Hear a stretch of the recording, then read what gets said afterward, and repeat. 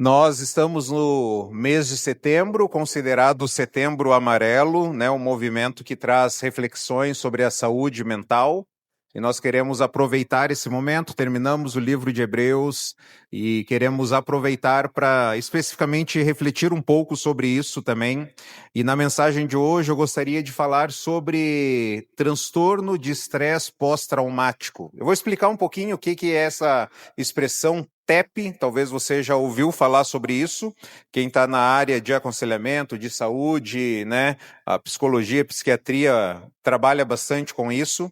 E eu gostaria então de falar sobre essa superação dos traumas, daquilo que a gente já viveu, já enfrentamos e que trazem marcas para as nossas vidas até o dia de hoje. Então, superando o trauma com a esperança em Deus. Quero te contar a história de uma mulher, uma história real. Essa mulher, ela desenvolveu múltiplas personalidades. Você já ouviu falar isso também, né? Sobre uma pessoa que tem várias personalidades, vai manifestando, e ela acabou desenvolvendo isso para se proteger, dependendo das situações em que ela enfrentava.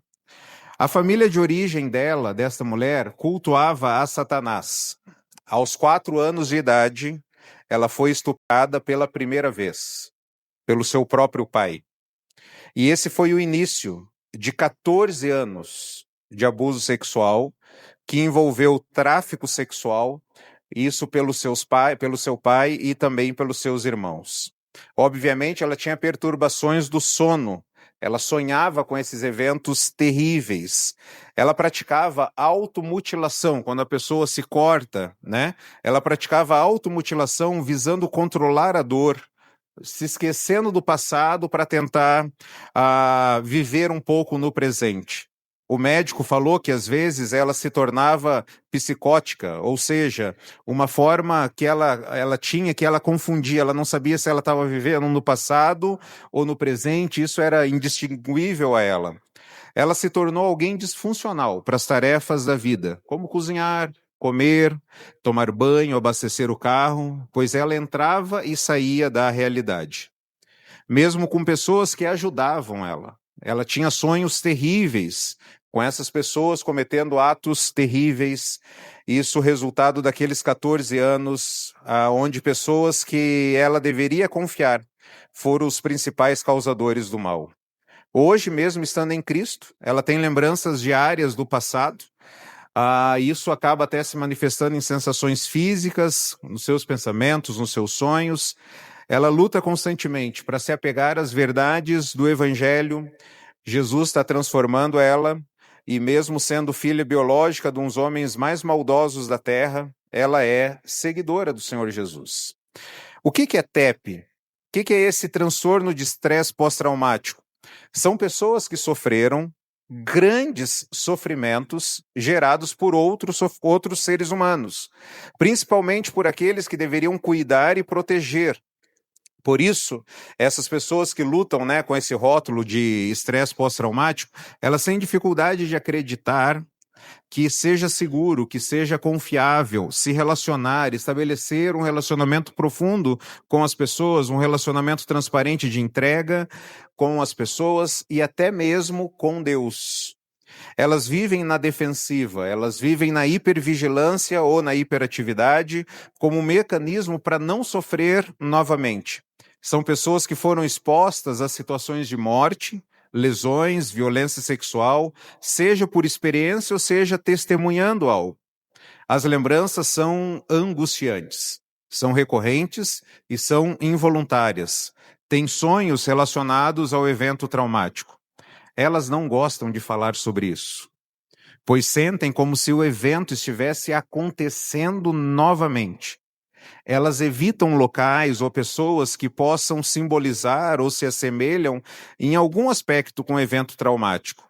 Por vezes, têm reações fisiológicas como suor, pupilas dilatadas, respiração rápida, certa paralisia. Podem se culpar pelo que aconteceu com eles ou com os outros. Muitas vezes se afastam daqueles que os amam. Então, nós podemos definir, talvez, o TEP quando experiências traumáticas, embora passadas, ainda exercem influência sobre o coração. Então, nós vamos pensar dessa forma, quando experiências passadas, que foram traumáticas, obviamente, mas ainda exercem influência sobre o coração. Como ajudar essas pessoas? Talvez você teve experiências traumáticas no passado, talvez você ainda luta com isso. Eu gostaria muito, tem algumas pessoas que a gente ajuda atualmente ou já ajudamos. Algumas dessas pessoas eu já pedi para elas contarem as histórias delas, escreverem sobre isso, porque com certeza vão ajudar outras pessoas. Uma dessas pessoas, ela quer vir aqui até na igreja, e se Deus permitir, porque ela está passando por outra experiência difícil, bem difícil, mas se o Senhor permitir e coincidir de ela estar num culto aqui conosco, eu gostaria que ela compartilhasse a experiência que ela teve de superação. Ela conseguiu vencer as experiências traumáticas, embora as passadas, mas aquelas pessoas que ainda estão de alguma forma acorrentadas no passado, elas não conseguem superar. Como ajudar? Como lidar com esses sofrimentos que parecem estar vivos no nosso coração? Além do acompanhamento médico, nós queremos olhar para as Escrituras, olhar para a palavra de Deus e encontrar esperança, encontrar paz, encontrar consolo. A Bíblia apresenta pessoas que sofreram severamente. No livro de Hebreus, a gente refletiu sobre isso.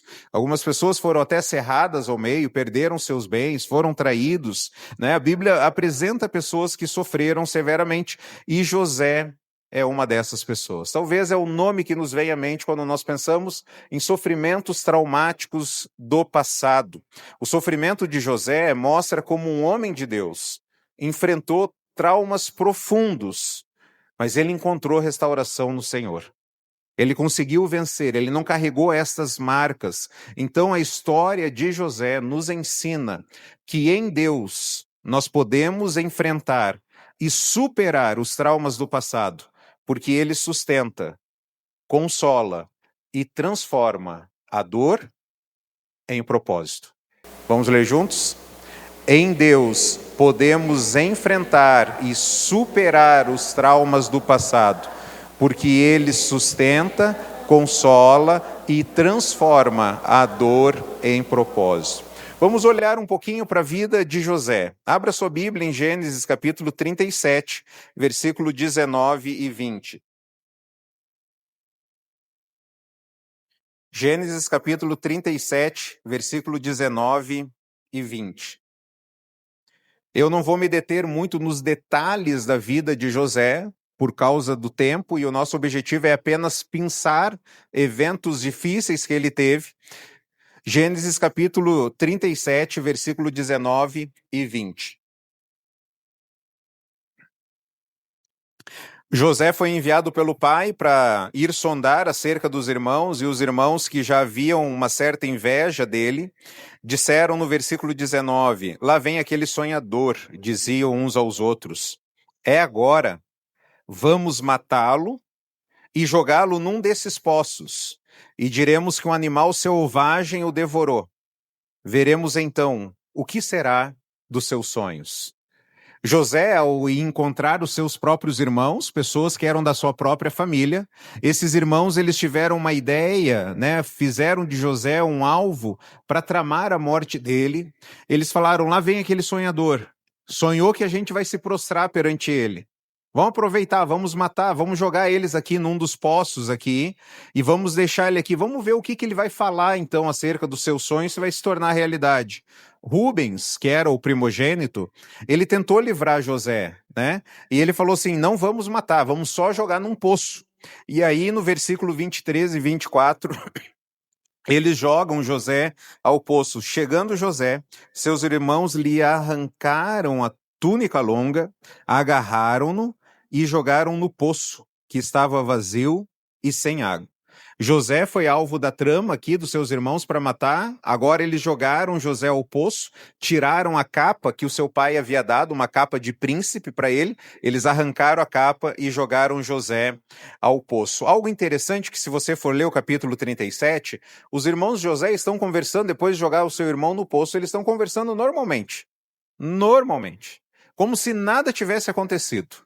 Eu não sei se você já passou por isso, por experiências muito dolorosas, que você sentiu demais isso. Mas aquelas pessoas que causaram a dor para você, elas continuaram vivendo normalmente, como se nada tivesse acontecido. Você fala, gente, mas como que pode isso? Não tem consciência, não tem uma percepção, não tem razão ali, não tem um intelecto que possa mostrar e acusar essas pessoas o mal que elas fizeram. Eu imagino José dentro do poço clamando pela sua vida, porque eram homens do campo, eram homens valentes, homens de coragem. E se eles já haviam pegado ele, já haviam jogado no poço, já haviam arrancado a sua túnica, o que passava pela cabeça desse jovem, que aproximadamente aqui, nesse momento, ele tem apenas 17 anos? Eu fico imaginando aqueles irmãos almoçando, enquanto eles estão ouvindo José clamar pela vida dele. E aí, não para por aí, o versículo 38 diz que José é vendido como escravo. Olha o que diz no versículo 28, na verdade. Quando os mercadores ismaelitas de Midian se aproximaram, seus irmãos tiraram José do poço e o venderam por 20 peças de prata aos ismaelitas, que o levaram para o Egito. Então, ele foi alvo de uma trama de morte, ele foi jogado ao poço e agora ele foi vendido como escravo.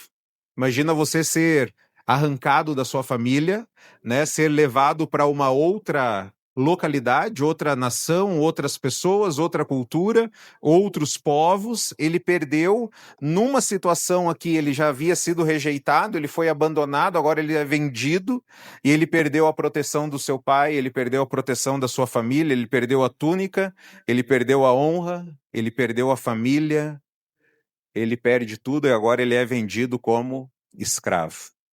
E aí, lá no Egito, no capítulo 39, versículo 19 e 20, José, como se a desgraça já não fosse pouca, ele está trabalhando lá para o chefe da guarda do Egito.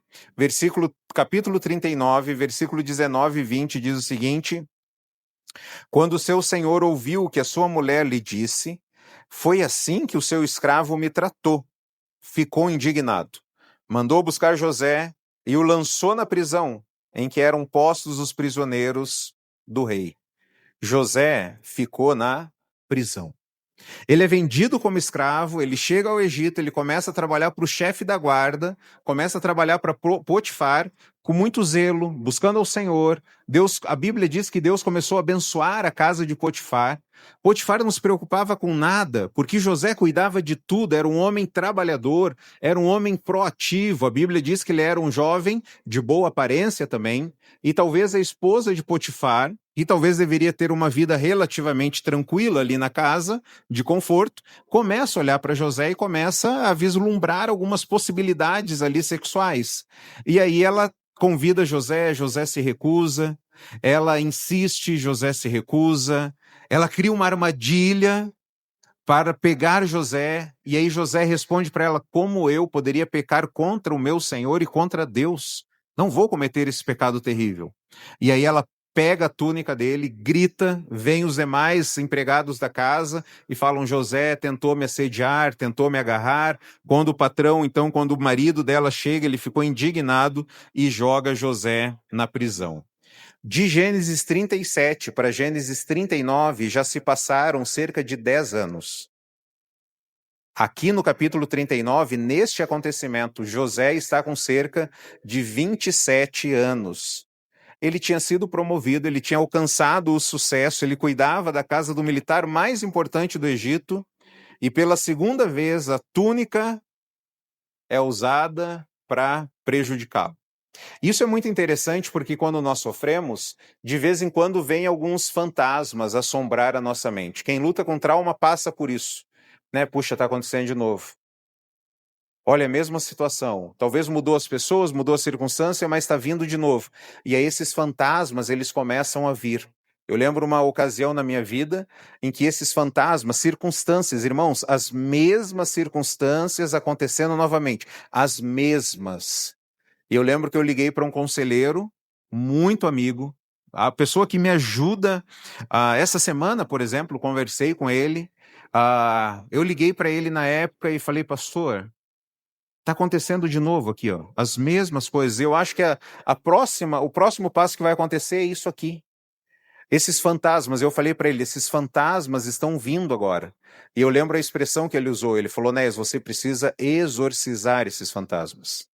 Porque não é que as lembranças estão vindo novamente que vai acontecer o que aconteceu lá atrás. E se acontecer, Deus está presente, Deus está contigo. Mas é preciso você exorcizar os fantasmas. Eu quero já compartilhar essa dica com você aqui. Exorcize os fantasmas. Se você luta contra memórias ruins, exorcize. Vem a lembrança ruim, já exorcize ela. Já manda ela embora. José agora está na prisão. Foi injustiçado, foi abandonado pela família, agora foi injustiçado, e aí lá na prisão ele revela os sonhos lá do padeiro, do copeiro, e ele diz, né, para um deles, fala assim, quando você estiver diante do faraó, lembra de mim. E aí ele vai, e olha o que acontece, capítulo 40, versículo 14.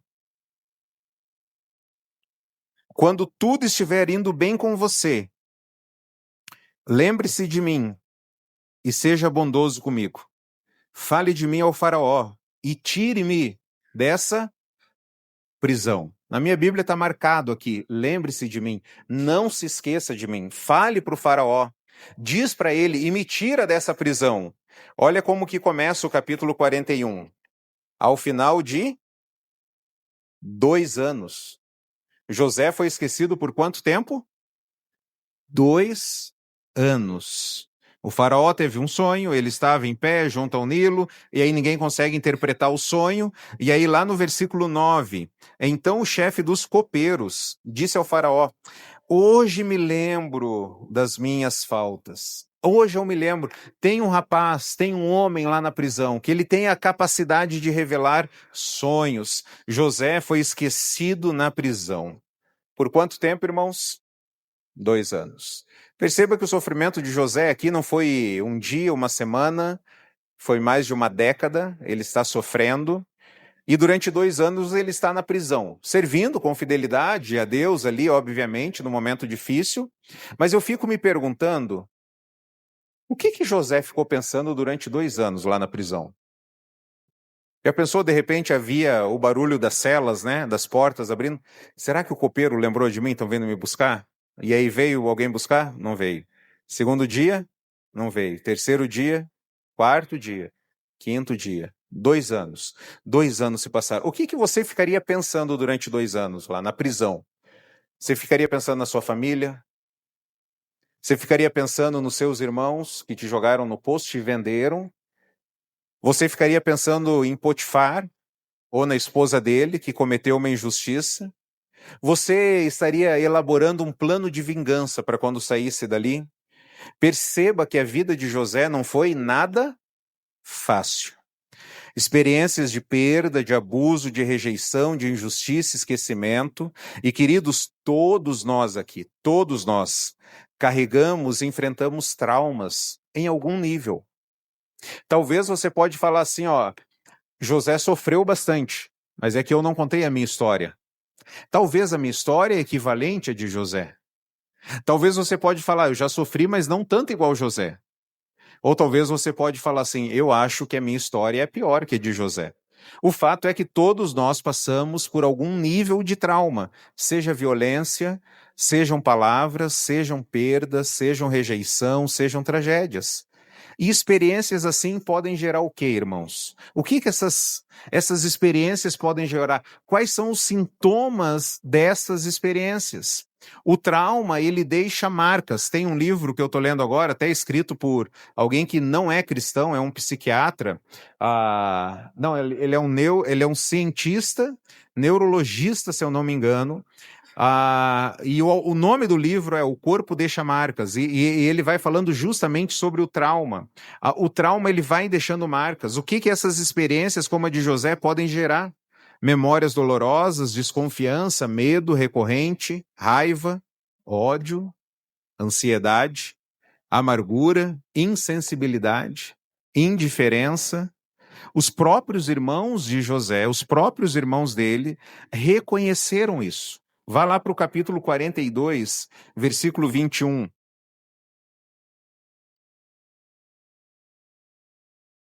Gênesis 42, versículo 21. Eles se prontificaram a fazer isso e disseram uns aos outros: certamente estamos sendo punidos pelo que fizemos a nosso irmão. Vimos como ele estava angustiado, quando nos implorava por sua vida, mas não lhe demos ouvidos. Por isso nos sobreveio esta angústia. Olha o que os irmãos de José dizem. Nós vimos como ele estava o quê? Angustiado. Como ele implorava pela sua vida, mas nós não lhe demos ouvidos. A revista atualizada, eu gosto muito da expressão, eu fui até procurar na revista atualizada, que fala assim: nós vimos a sua angústia de alma. Você que já passou por processos de angústia, você sabe que é um sintoma imaterial, é um sintoma, é um sentimento, é uma percepção, né? Mas é tão forte que você sente a dor no peito. Parece que algo está acontecendo. E talvez, você já foi para o hospital, você já foi para o pronto-socorro. Fazem um monte de exame lá em você e fala: você não tem nada? Você não tá O que é isso? É angústia de alma. É possível imaginar na vida de José noites de solidão, sentimentos de abandono, lembranças que voltavam à mente de José, a experiência traumática de José, o que ela gerou no coração dele. É isso que nós queremos ver. O que essa experiência traumática gerou no seu coração? Porque ele foi abandonado, ele foi vendido, ele foi rejeitado, ele foi perseguido, ele foi humilhado, ele foi maltratado, ele foi injustiçado, ele foi esquecido. Gerou amargura no seu coração, gerou ranço, gerou ira, gerou ódio, gerou desejo por vingança. Nós queremos ver o caminho da superação. Olha, voltando lá para o capítulo 39, o caminho da superação começa com a presença de Deus. Gênesis 39, e eu sugiro você a marcar na sua Bíblia também, na minha Bíblia está marcado aqui, Gênesis 39, versículo 2. O versículo começa como: o Senhor estava com José. 39, versículo 3, quando ele percebeu que o Senhor estava com ele.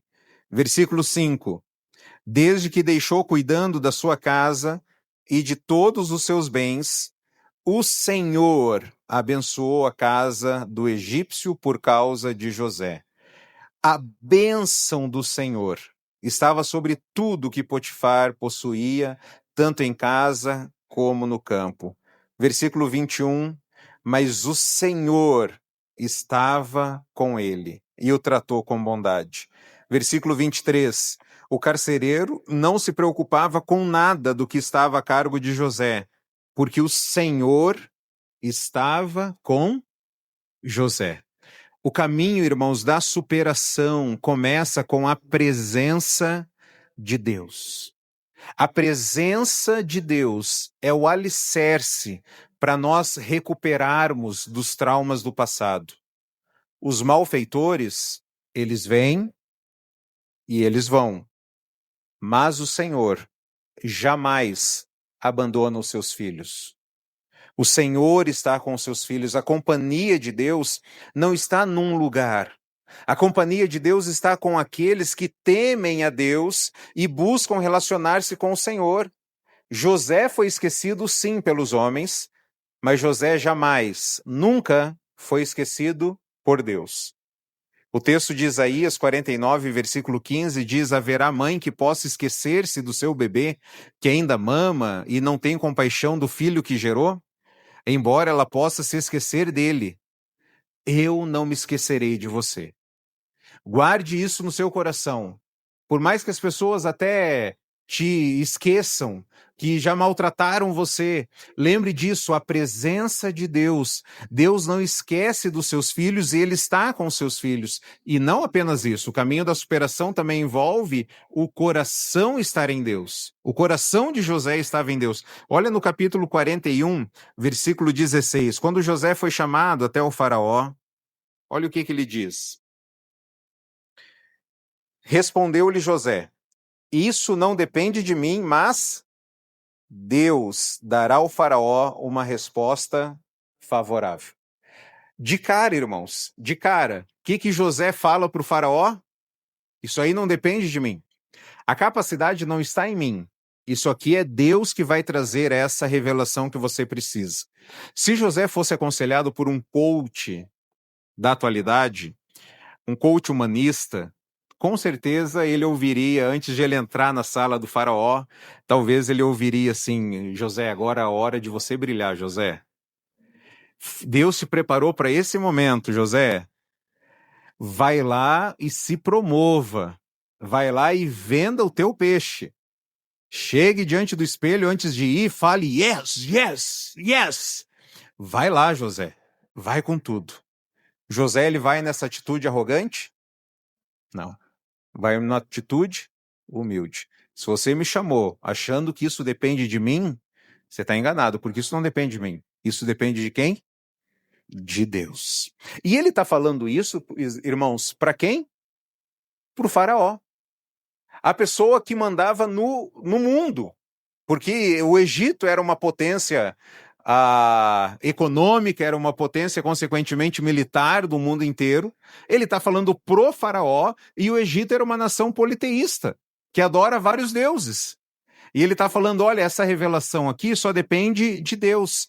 José, ele reconhece que Deus, e só Deus, pode fazer algumas coisas. E aí veja no versículo 25, Faraó, e aí ele está explicando para o faraó o que aconteceu. O faraó teve um único sonho, disse José. Deus revelou ao faraó. Versículo 28. É exatamente como eu disse ao faraó. Deus mostrou ao faraó. Versículo 32. O sonho veio ao faraó 2 vezes porque a questão já foi decidida por Deus. Irmãos, olha o discurso teocêntrico de José. Deus, Deus, Deus, Deus. Ele poderia pensar assim, cara, você sabe com quem você está falando? Como assim você vem falar que é Deus? Olha quantos deuses a gente adora aqui, você vai voltar para a prisão. Cara, não tem problema. Quem está comigo lá na prisão? Deus. Então, meu foco, meu coração está em quem? Em Deus. O monoteísmo de José é destacado diante de um rei, diante de um imperador, diante de um faraó politeísta, que adorava vários deuses. José tinha um hábito de falar e se relacionar com Deus. José falou de Deus para a esposa de Potifar, quando ela gerou a armadilha lá para ele. Ele disse para ela, como eu poderia cometer algo tão perverso e pecar contra Deus. José falou de Deus para os presos. Lá na prisão, ele falou de quem vêm as interpretações. É de Deus. Ele falou de Deus aqui para o faraó. Lá na frente, ele fala para os seus irmãos, olha, vocês planejaram o mal contra mim, mas Deus, porém, transformou em bem. O nome dos filhos de José está lembrando Deus. Manassés significa o quê? Deus me fez esquecer todo o meu sofrimento e toda a casa de meu pai. O nome que ele dá para o seu filho é Manassés. E o que significa Manassés? Deus fez eu esquecer todo o sofrimento que eu já passei. E ele dá um nome de Efraim para o seu filho, que significa Deus me fez prosperar na terra onde eu tenho sofrido. Perceba que o coração de José está em Deus. E perceba também que José não sofre de amnésia. Ele lembrava o sofrimento que ele tinha passado? Sim. Ele fala, Deus me fez esquecer o sofrimento que eu passei. Eu sei de onde eu vim.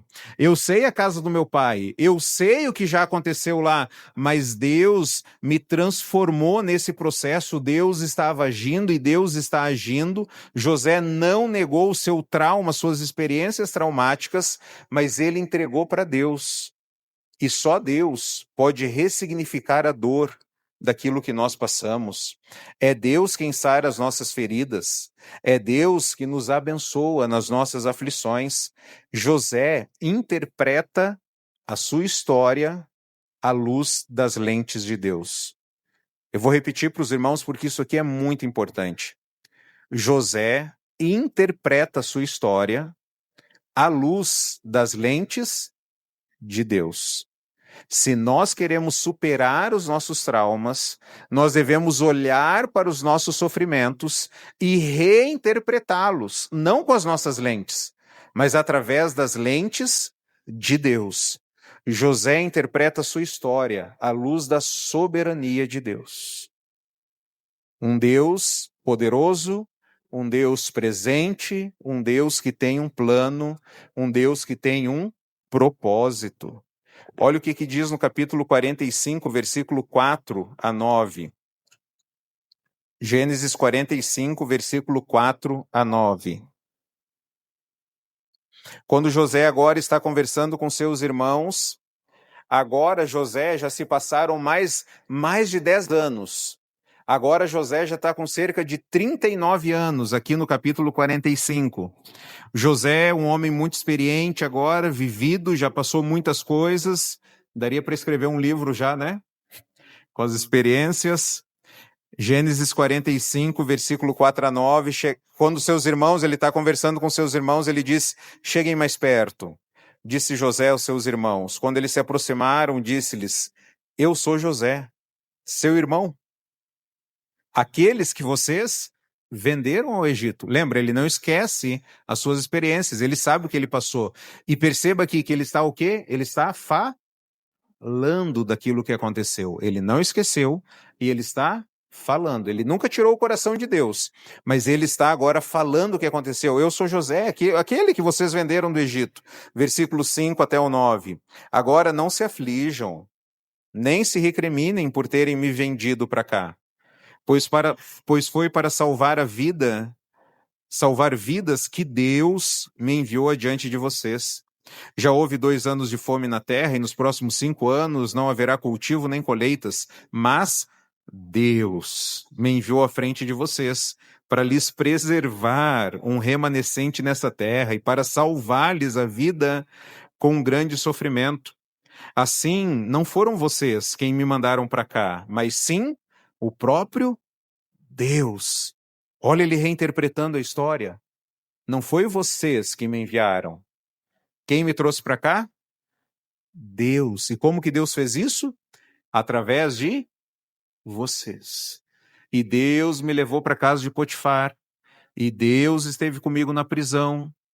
E 2 dos meus companheiros têm sonho, e eu vou até diante do faraó, interpreto o sonho pela capacidade que vem de Deus, e agora estou como governador do Egito, foi Deus que me enviou. Ele me tornou ministro do faraó e me fez administrador de todo o palácio, governador de todo o Egito. Voltem depressa a meu pai e digam-lhe, assim diz o seu filho José, Deus me fez senhor de todo o Egito. Vem para cá, não te demores. O propósito de Deus, irmãos. José revela aos seus irmãos, ele escolhe perdoar, e ele fala para os seus irmãos, fiquem tranquilos, gente, fiquem em paz. Foi Deus que quis que as coisas acontecessem dessa forma. Romanos 28 e 29 é um versículo que você precisa memorizar, sem abrir. Alguém já sabe qual que é a referência? Romanos 8, 28 e 29, tem memorizado? Levanta a mão, quem tem aí memorizado. Vamos deixar o desafio para essa semana, nós memorizarmos Romanos 8, 28 e 29, pode ser?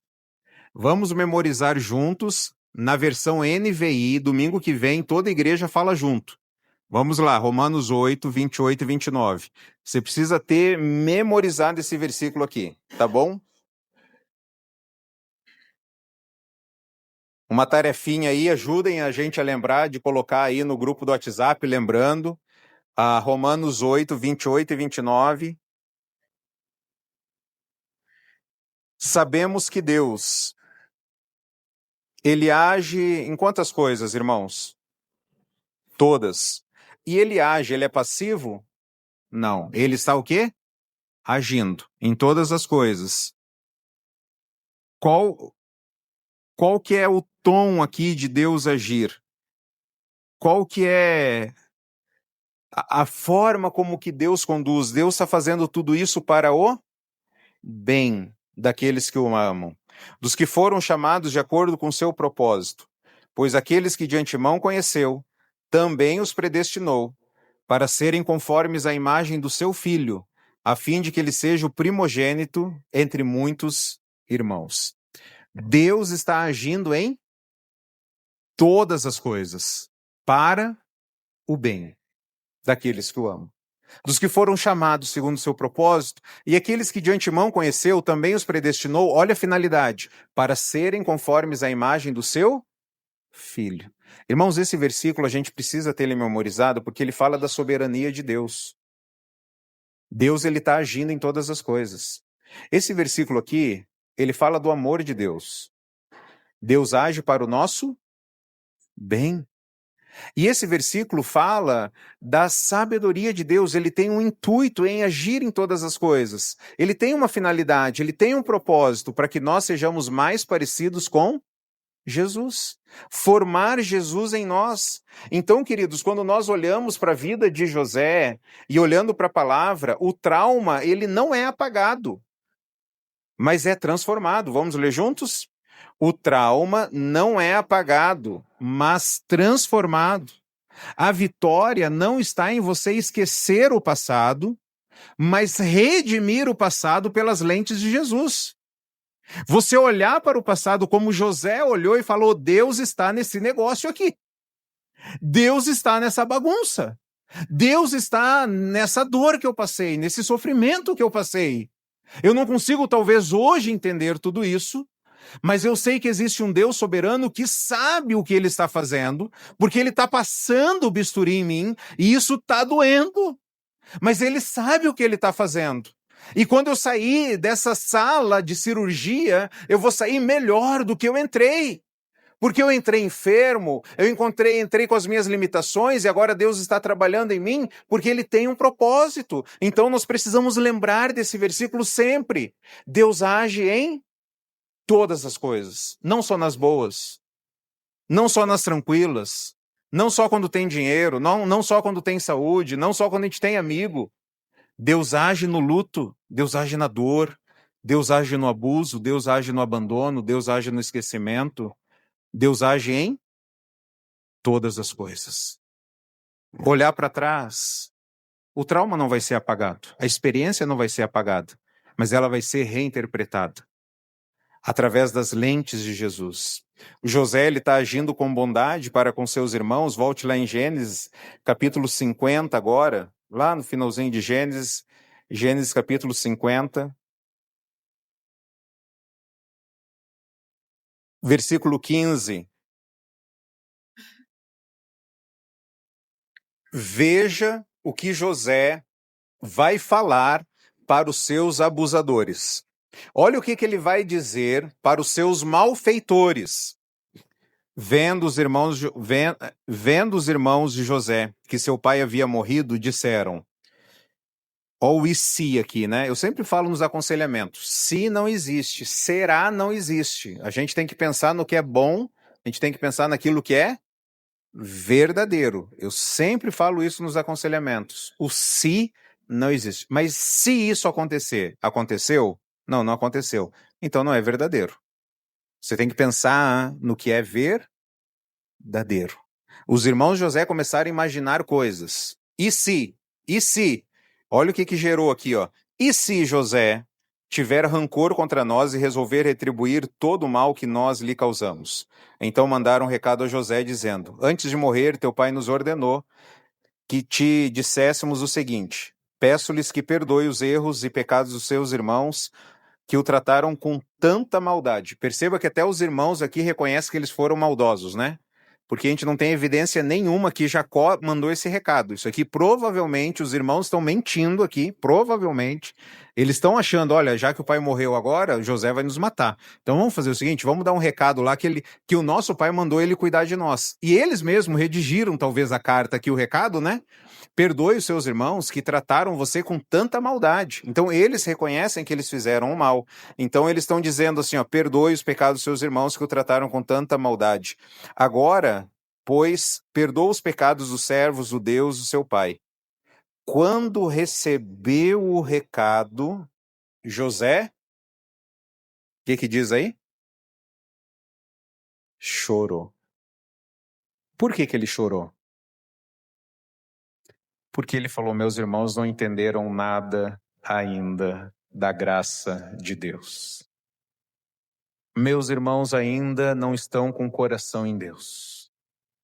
Meus irmãos ainda acham que a minha vida tem a ver com as minhas dores.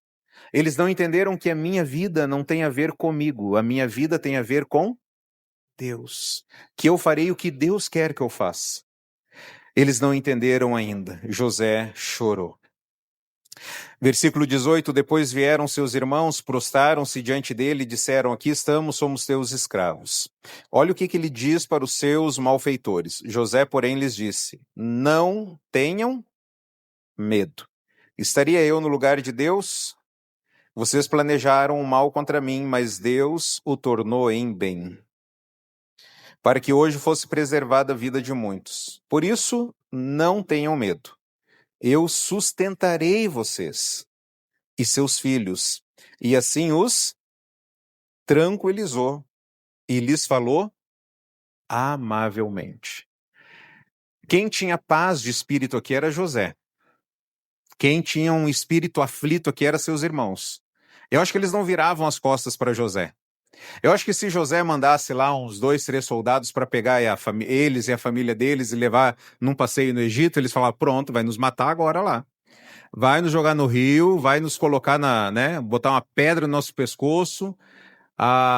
Se José falasse assim, eu vou levar vocês na Rocinha, para vocês dar um rolê lá em cima, lá no Rio de Janeiro, pronto, vão nos queimar lá, vão nos matar, não é possível. Eles não tinham paz, porque eles não entenderam ainda a bondade de Deus. José agiu com graça, porque sabia que existia um Deus todo-poderoso que tomava conta dele. Quando o nosso coração está em Deus e nós cremos no propósito soberano de Deus, que é sábio e amoroso, nós podemos dizer isso até para os nossos malfeitores. Calma, não tenha medo. Fica tranquilo. Tudo o que aconteceu aqui foi Deus que permitiu isso. José os perdoou, mesmo sem eles terem pedido perdão. É fácil a gente fazer isso com aqueles que causaram sofrimento em nós? José os perdoou, mesmo sem eles terem pedido perdão. Nossos pais e irmãos podem e vão errar. Nossos pais e irmãos podem e vão errar, mas Deus nunca erra. Deus, ele só faz aquilo que é correto. O seu passado não pode ser um obstáculo para você ser bênção no presente. Eu não sei o que você já passou na vida, mas o seu passado não pode ser um obstáculo para você ser bênção no presente. Não permita viver acorrentado no passado, da falta do perdão, da amargura, do ódio. José foi perseguido, humilhado, rejeitado, maltratado, abandonado, esquecido, e ele teve o poder nas mãos. Ele poderia se vingar, mas não o fez. Sabe por quê? Porque Deus curou o coração dele. Deus sarou o coração de José. Então, com base no sacrifício de Jesus, naquilo que Jesus fez por nós na cruz, queridos, nós podemos agir com graça. Nós podemos oferecer a outra face. Isso é tão difícil. Se alguém te bater num lado da face, vai lá e ofereça a outra. Nós podemos andar a segunda milha, nós podemos dar de comer para os nossos inimigos, nós podemos orar por aqueles que nos perseguem. Nós podemos não guardar rancor, nós podemos não revidar quando nós somos insultados, nós podemos não fazer ameaças, nós podemos amar os inimigos, nós podemos perdoar, nós podemos falar amavelmente e tranquilizar como José o fez. Nós podemos até mesmo curar e cuidar daqueles que nos feriram. Você consegue imaginar isso? Alguém te feriu. Quem te curou? Deus. E agora vai chegar um momento na vida, a vida dá volta, né? A vida dá volta. Chega no momento que agora você vai cuidar de alguém que te feriu. Aí é mais ou menos assim, alguém chegar para você, olha, se eu estivesse no seu lugar, eu não sei se eu faria isso por dinheiro nenhum na vida. Aí você pode falar assim, mas por dinheiro nenhum eu faço isso aqui também. Dinheiro nenhum no mundo me faria cuidar de uma pessoa assim. Eu cuido por amor, não é por dinheiro. É porque Jesus me sarou e assim eu posso cuidar. Então confie em Deus gracioso. Dependa dele, o ame.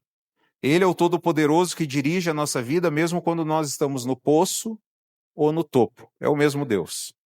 O mesmo Deus está conosco no topo ou no poço. É o mesmo Deus. Você só conseguirá se crer que Deus é soberano, sábio, amoroso.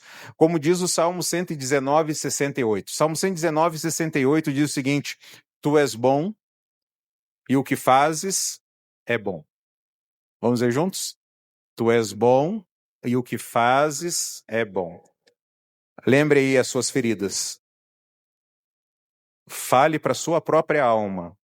Mande a sua alma falar, olhando para essas feridas do passado. Senhor, tu és bom. E o que fazes também é bom. Me ajude a crer nisso. Me ajude a crer. Porque os meus olhos humanos só conseguem ver dor e sofrimento. Me ajude a ver que o Senhor transforma o mal em bem, como foi com José. Você e eu, irmãos, nós somos insuficientes para isso. A gente não consegue fazer isso. A gente não consegue amar os inimigos, a gente não consegue falar amavelmente com eles. Conosco é olho por olho, é dente por dente. A gente não consegue olhar para o passado e falar: isso aqui foi bom, isso aqui não foi bom, isso aqui acabou com a minha vida. E eu te falo que eu e você, ninguém aqui presente, consegue fazer isso. Ninguém consegue. Cuidar de alguém que nos feriu. A nossa suficiência vem de Jesus. É Ele agindo em nós. Com o exemplo dele, com o poder que vem dele, nós podemos praticar esses ensinos. Nosso propósito na vida não tem a ver como sobreviver. Eu já usei essa palavra várias vezes na minha vida. Como é que você está? Estou sobrevivendo. Só estou tentando não morrer. Só estou tentando não usar o meu réu primário. Só estou tentando viver um dia de cada vez. O nosso propósito, irmãos, não tem a ver com sobreviver. O nosso propósito nesse mundo de sofrimento tem a ver de viver para a glória de Deus. E nós vivemos para a glória de Deus quando nós fazemos o bem para as pessoas, até para as pessoas que estão ao nosso redor e que nos feriram. Então, quando nós vivemos para o propósito de Deus, nós somos curados. A cura não vem com o tempo. A cura não vem com o tempo, mas vem da presença de Deus, da renovação de Deus, pela palavra de Deus, para a glória de Deus. O sofrimento existe, ele é real, mas Deus não controla. O sofrimento é real, mas o sofrimento ele não controla o coração do adorador. O que controla o coração do adorador é Jesus. Então você pode olhar para o passado e olhando para o passado você pode dizer: eu consigo adorar a Deus, eu consigo servir as pessoas. Eu gostaria de terminar com alguns elementos práticos aqui para nós. Em primeiro lugar, desfrute, aproveite, irmãos, experimente, deleite-se no amor e na soberania de Cristo. Aproveite isso. Não adianta você fazer uma análise apenas intelectual de tudo. Você precisa experimentar esse amor de Deus, pois só Deus pode nos dar aquilo que as pessoas não nos dão. Por que a gente se decepciona? Você já parou para pensar nisso? Por que nós nos decepcionamos? É porque nós colocamos expectativa nas pessoas. E a nossa fé deve estar em quem? Em Deus. Nós nos decepcionamos, porque a gente acha assim, ó, fulano nunca ia fazer isso. Vai, porque fulano é pecador. E pode fazer pior ainda. E eu falo, pelo menos não foi pior. Porque tudo na nossa vida a gente pode falar, pelo menos não foi algo pior, não é verdade? Pensa numa tragédia que você está vivendo ou já viveu. Você pode olhar para a tragédia e falar, isso aqui poderia ter sido pior. Bem pior. Né? A água quente poderia ser só da cáustica. Perdi um dedo, mas poderia ter perdido uma mão. Perdi uma família, perdi alguém no acidente, mas eu também poderia ter sobrevivido, ter ficado paraplégico, talvez. Você consegue entender? As tragédias poderiam ter sido pior. Então desfrute, experimente o amor e a soberania de Deus. Em João capítulo 11, quando o amigo de Jesus morre e ele vai até lá, Jesus sabia o que estava acontecendo com Marta e Maria. Jesus tinha um plano, Jesus se importou, Jesus agiu. Jesus, ele sabe o que está acontecendo com você. Ele tem um plano para você. Desfrute disso, fala, Senhor, me ajude a experimentar. Então, através de Jesus, você pode desfrutar as bênçãos de Deus. Em segundo lugar, fale dos seus problemas. Fale dos seus problemas. Quem passa por traumas não quer falar, porque ao falar, elas vão reviver os traumas. Mas a gente viu bastante aqui na mensagem. Você precisa reinterpretar os traumas à luz das lentes de Deus. E é aí que você precisa da ajuda de alguém mais experiente, onde você vai falar dos seus traumas e a pessoa vai conseguir te ajudar a olhar para a palavra e reinterpretar o que você passou. Reconhecer as suas feridas emocionais são reais, não ignore a dor, não ignore o trauma. Eu não vou falar mais nada porque eu vou fingir que isso aqui nunca existiu. Existiu e causou muita dor. Então fale, converse, escreva. No início vai parecer difícil, mas depois vai se tornar mais fácil. A ideia é dessensibilizar o sofrimento. É você conseguir olhar para esse sofrimento tão grande e agora ele não causar tanta dor. Enquanto você não falar, vai ser difícil, porque você já está guardando isso. Na hora que você fala, vai começar a diminuir a dor. Tem um procedimento secular para cuidar das pessoas que eles dizem o seguinte, assim, o objetivo é mudar a narrativa associada ao trauma.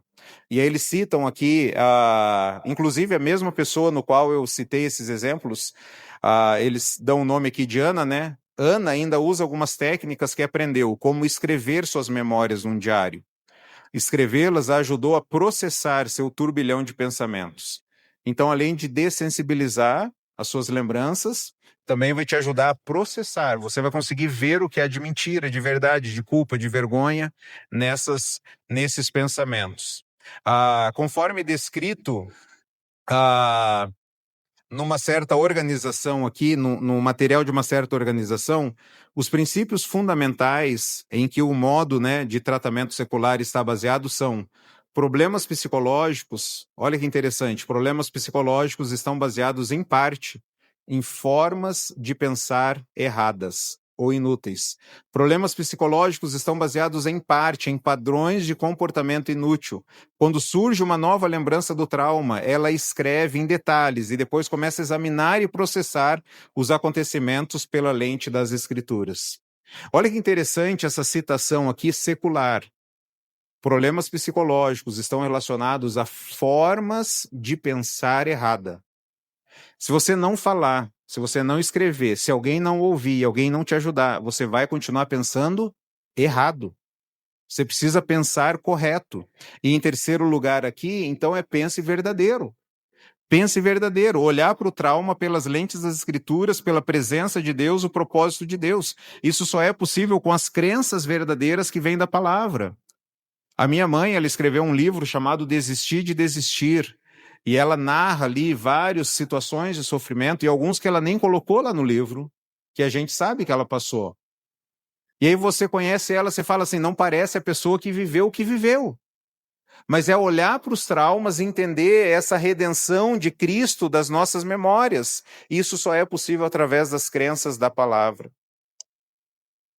Quando as pessoas elas estão lutando com traumas, elas têm imagens que vêm à sua mente. E às vezes essas imagens é tão forte, que nem eu falei lá no início, que afeta até o físico da pessoa. Às vezes ela sente o cheiro. Já não tem mais, mas ela acaba sentindo até o cheiro da arritmia, pupila dilatada, né? Passa por tudo isso. Então, mas se nós pensarmos verdadeiro, a gente pode reinterpretar aquilo que aconteceu. O Dr. José Augusto, ele é um neurologista que ele não é cristão, nós costumamos levar pessoas que estão com casos graves lá até ele. Ele é formado pela PUC, eu peguei algumas credenciais dele aqui. Ele é formado pela PUC, ele é professor de medicina na PUC também, fez um aperfeiçoamento em neuroradiologia em Harvard. Ele é membro do corpo clínico tanto do Einstein como também do Sírio-Libanês. Ele tem reconhecimentos nacionais e internacionais. As paredes dele é cheio de certificado de Harvard dos cursos que ele fez. E ele costuma dizer o seguinte para o paciente, ele fala o seguinte, assim, ó, você precisa pensar bem. Ele não é crente, irmãos, ele não é crente. Ele fala, você precisa pensar bem. Eu vou consertar o motor do seu carro, o cérebro, mas você, como motorista, você precisa pensar bem. Você não pode mais continuar dirigindo o carro como um louco. Você precisa pensar bem. Me ajuda para te ajudar. Eu vou consertar o motor como mecânico, eu vou deixar o seu cérebro zeradinho. Mas se você continuar dirigindo o seu carro como um louco, maluco, sem cuidado, não pensando bem, vai voltar os problemas. Então nós precisamos reinterpretar a vida através da palavra. É preciso pensar bem. É preciso pensar verdadeiro. Eu poderia citar outras histórias aqui de pessoas que passaram por situações traumáticas, mas veja essa história, eu vou dar detalhe, ela é curta, mas ela é bem chocante para você entender o exercício mental que essa pessoa fez. Era um marinheiro e ele trabalhava num navio de porta-aviões. E um determinado dia estava ele mais 4 colegas, história verdadeira também, ele mais 4 colegas, e ele viu um mecânico andando, acho que no convés, não sei se é assim que fala, e tinha um helicóptero em funcionamento. E por alguma razão, não sei o que aconteceu lá, não sei se foi um descuido dele, um acidente com o helicóptero, eu não sei, as hélices do helicóptero pegaram o mecânico. E esse cara, junto com seus 4 amigos, eles foram pulverizados por todo aquele sangue que jorrou sobre eles. Então esse cara, ele teve o TEP, ele tinha essas imagens, ele conseguia sentir o cheiro, mesmo depois de um tempo. E olha o que ele diz, irmãos, é muito legal isso aqui, ó. Guarde isso. Ele estabeleceu 4 pensamentos quando a imagem vinha de novo. Ele falou, ó, primeiro, ele falava assim, ó, essa imagem não é real. Esta imagem não é real agora. Ela já aconteceu, mas agora ela não é mais. Então, se ouvia um barulho de helicóptero, se via sangue, se via alguém parecido, ele tinha essas imagens vindo. Primeiro, ele falava: essa imagem não é real agora. Segundo, essa imagem não pode me ferir. Ela não pode me ferir. Eu lembrei, mas ela não pode me ferir. Terceiro, o que quer que Deus tenha para mim agora e no futuro é para o meu bem e para a sua glória. Eu não sei o que Deus tem para mim agora ou no futuro, mas o que quer que Ele tenha para mim agora ou no futuro é para o meu bem e para a sua glória. E em quarto lugar, o perfeito amor lança fora todo medo. 4 pensamentos que ele fazia. Essa imagem não é real agora, essa imagem não pode me ferir. O que quer que Deus tenha para mim agora ou no futuro é para o meu bem e para a glória dele. E em quarto lugar, o perfeito amor lança fora todo medo. Eu não preciso ter medo. E aí esse marinheiro, ele fala que ele precisou usar essas afirmações no dia, nas primeiras vezes, 25 vezes ao dia. Você consegue entender isso? Ao menos uma vez por hora. Se a gente pudesse jogar em 24 horas, né? Ao menos uma vez por hora. Se a gente contar que ele está dormindo ali durante 8 horas, você consegue imaginar isso? Durante 2 vezes a hora, 3 vezes a hora, vinha a imagem que atormentava ele e bloqueava. E ele precisou desenvolver esse mecanismo de pensar verdadeiro. Ele fala: essa imagem não é real agora. Essa imagem não vai me ferir. O que quer que Deus tenha para mim agora, no futuro, é para o meu bem e para a glória dele, e o perfeito amor expulsa o medo. Vamos continuar vivendo. Aí pegava o carro e saía. De repente vinha aquele flashback que é chamado, né? E dominava ele de novo. 25 vezes ao dia. É uma guerra contra os pensamentos, é ou não é? Essa semana, em 2 aconselhamentos, alguém usou a expressão: é uma guerra os meus pensamentos. E aí, num outro aconselhamento, alguém lutando muito com os pensamentos. E aí a pessoa usou a expressão: é uma luta, está sendo uma luta. Irmãos, é uma luta. Os pensamentos, eles vêm. Em quarto lugar, ajuste o modo sobrevivência para o modo serviço. Pare de tentar só sobreviver. Pense agora em servir. Lembra daquele filme O Sniper americano? O cara que veio, né? Começou a desenvolver transtorno de estresse pós-traumático. Como que ele começou a ser curado? Quando ele começou a servir. Ajudar outros que estavam passando por aquilo. Servir cura. Vamos ver juntos? Servir cura? Servir cura. Começa a servir, irmão. Começa a ajudar. Ajude alguém. Creia nisso. Jesus nos ensinou isso. Mais bem-aventurado é dar do que receber. Próximo. Aprenda a desenvolver relacionamentos com aqueles que te amam. Pessoas que passaram por traumas depois não querem mais se relacionar com pessoas. É aquele velho ditado: cachorro picado por cobra tem medo de linguiça. Já me feriram, eu não vou me relacionar mais com as pessoas, entendeu? Aprenda a desenvolver, porque tem pessoas que te amam e querem o seu bem. Penúltimo, perdoe. Perdoe. Lamentavelmente, malfeitores podem ficar impunes. A situação de sofrimento psicológico é difícil a gente dimensionar a questão de justiça. Às vezes, quando alguém nos perturba psicologicamente, aí você fala, poxa, essa pessoa tinha que ser punida. Mas é difícil em dimensionar isso, né? Mas não esqueça que o seu papel é perdoar. Seu papel é perdoar. Em último lugar, avance. Avance. É muito mais fácil a gente conduzir um objeto em movimento do que um objeto estacionado. E a maturidade vem pela, Tiago diz, a maturidade vem pela perseverança. A perseverança, ela deve ter ação completa para que nós sejamos perfeitos, íntegros, sem nos faltar nada. A maturidade, ela vem pela perseverança. E perseverança dá ideia de processo. E processo dá ideia de movimento. Um passo de cada vez. Os alcoólicos anônimos, eles dizem isso. Um dia de cada vez. Um passo de cada vez. Vá aos poucos, mas vá avançando. Não pare a sua vida. O trauma é real, mas ele não é definitivo, irmãos. Em Cristo nós temos esperança. Sabe por quê? Porque ele levou sobre si as nossas dores. E pelas feridas dele nós fomos sarados. Entregue os seus traumas ao Senhor e permita que ele faça renascer ou nascer um Manassés na sua vida, um Efraim na vida de cada um de nós. Amém? Deus fez esquecer o sofrimento e Deus nos fez prosperar. Vamos orar? Pai, te damos graças por essa oportunidade de refletirmos na sua palavra. O Senhor sabe o que cada um aqui passou ou tem passado.